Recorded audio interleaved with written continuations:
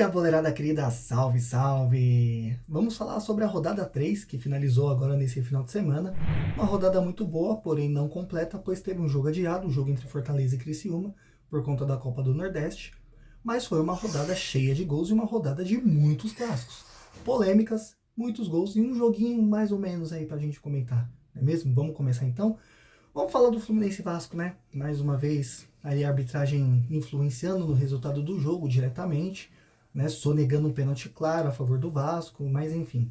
O Fluminense começa o jogo bem, faz 1-0, depois tem esse pênalti sonegado a favor do Vasco que o juiz não dá, e aí ele não dá, é tudo bem. O problema é o árbitro de vídeo ter visto e não ter chamado o árbitro no monitor para poder revisar a sua decisão, né? Porque obviamente o Manuel estava com o braço esticado, o chute foi na mão do Manuel dentro da área, está dando esse pênalti normalmente, e aí entra aquela questão do critério, vai dar outros pênaltis assim ou não vai dar nenhum pênalti assim? A CBF vai afastar o árbitro mais uma vez?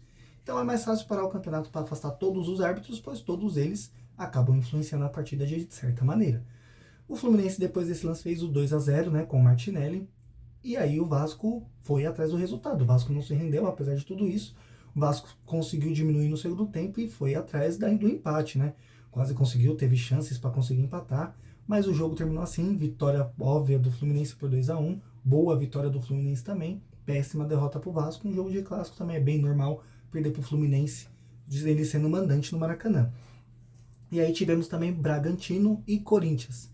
Né? E aí o Bragantino vence por 1-0, o Cássio sai mais uma vez questionado numa bola que poderia ser defensável para um goleiro do nível dele, mas o Cássio novamente não conseguiu sair do chão, não teve aquela impulsão que vem sendo criticada por muito tempo. O Corinthians toma gol, não tem reação, acaba perdendo mais uma vez, o time está com 1 ponto só no Campeonato Brasileiro, no terceiro jogo, acaba se complicando um pouquinho o Corinthians nesse campeonato, não é mesmo? E aí daqui a pouco a gente vai comentar um pouquinho sobre o Cássio, então fica até o fim do vídeo que tem uma perguntinha para vocês lá bacana, tá? E aí tivemos o jogo entre Grêmio e Cuiabá, o Grêmio venceu por 1-0, né? O Cuiabá teve o lance do Davidson também completamente absurdo e o Cuiabá decidiu não ter mais o jogador. E o Grêmio vence por 1-0, uma vitória importante também para o Grêmio na competição para se colocar ali na parte de cima da tabela. Tivemos outro clássico e aí até com o seu olho aqui, porque cara, é absurdo a gente falar de um clássico do nível de Cruzeiro e Atlético Mineiro e Cruzeiro, sendo um sábado às 9 horas da noite. A gente não tem condições de ter um jogo desse 9 horas da noite de um sábado. E aí o Atlético foi melhor do que o Cruzeiro, finalmente venceu na Arena MRV por 3-0. Uma pena porque o goleiro do Cruzeiro foi muito mal na partida, né? E aí agora vamos ver se ele consegue se recuperar para os próximos jogos, porque a janela de transferência fechou, só vai abrir novamente no meio do ano, então o Cruzeiro vai ter que seguir com esse time, com os goleiros que tem à disposição, até a metade do ano, já que o Rafael Cabral foi vendido devido às críticas que sofreu, né, recentemente nos gols que o Cruzeiro vem tomando. E aí vamos para os jogos de domingo, e aí os jogos de domingo já foram um pouco mais econômicos, né? Palmeiras e Flamengo fizeram um péssimo jogo, um jogo chato, horrível, poucas chances criadas, jogo com muitas faltas, truncado no meio campo. Jogaram pro gasto, jogaram para não perder, conseguiram. Agora um vai para La Paz enfrentar o Bolívar, o outro vai para Quito enfrentar o Independente del Valle, ambos na altitude, e não quiseram se cansar para esse jogo, né? Uma pena porque tinha tudo para ser um grande jogo. O grande jogo que foi nesse domingo foi o Bavi. E mais uma vez o Bavi entregou tudo que tem que entregar, gente. O Bavi é o melhor clássico que vem acontecendo aí nesse ano de 2024. É o clássico que vem tendo muitos gols. Se eu não me engano, acho que foram 5 ou 6 jogos entre Bavi. E foram 19 gols, né, pela estatística que eu vi agora, não vou me recordar. Mas, cara, que absurdo. Vamos contar um pouquinho desse jogo. Vitória abre o placar e depois faz 2-0 no Barradão lotado. Festa lotada da torcida do Vitória, abarrotado aquele Barradão.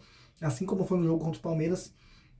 E o Vitória abre 2-0. Pô, felicidade, alegria. Time jogando bem, time voando. Mais uma vez o rival que investiu milhões não consegue ganhar da gente. E aí vem o segundo tempo. Aí o jogo equilibra. Na metade do segundo tempo o Bahia diminui, né, com o Biel. Uns 10 minutos depois, no máximo, o Bahia faz um golaço com o Everaldo e empata o jogo, Botafogo no jogo. Mano, absurdo. Mais um jogo absurdo entre Bahia e Vitória, 2-2. É o melhor clássico que tá tendo no Brasil em 2024, cara. E aí tivemos um outro jogo, Atlético Paranaense Internacional, um jogo curioso, 0-0, bem chatinho também. E o Canóbio faz um golaço. Uns 10, 15 minutos depois o Canóbio me é expulso, tomando o primeiro cartão por uma falta e uma reclamação, e depois dando um carrinho completamente infeliz, desnecessário, do jogador do Internacional tomando o segundo amarelo e sendo expulso. Então ele foi de herói a vilão no mesmo jogo. Por sorte, o Atlético Paranaense conseguiu mais uma vitória no campeonato e está muito bem na competição. Lembrando que, com a vitória, o Bragantino se torna líder do Campeonato Brasileiro. Liderança aí importante, né? Histórica. Vamos falar agora do Botafogo e Juventude. Foi 5-1 para o Botafogo esse jogo. Logo no primeiro tempo, o Juventude já teve um jogador a menos. Com 8 minutos, o Botafogo já estava ganhando de 2-0. Poderia ter feito também 3-4 já no primeiro tempo. O Botafogo foi para o segundo tempo ainda melhor.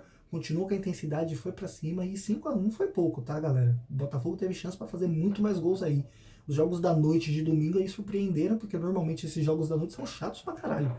E aí o São Paulo também venceu o Atlético Goianiense por 3-0, conquista a primeira vitória no Campeonato Brasileiro, importantíssimo. Curiosamente, depois do Carpini ser demitido, o São Paulo consegue a sua primeira vitória por 3-0, não é mesmo? E isso é porque os jogadores estavam fechados com o Carpini, imagina se não tivesse.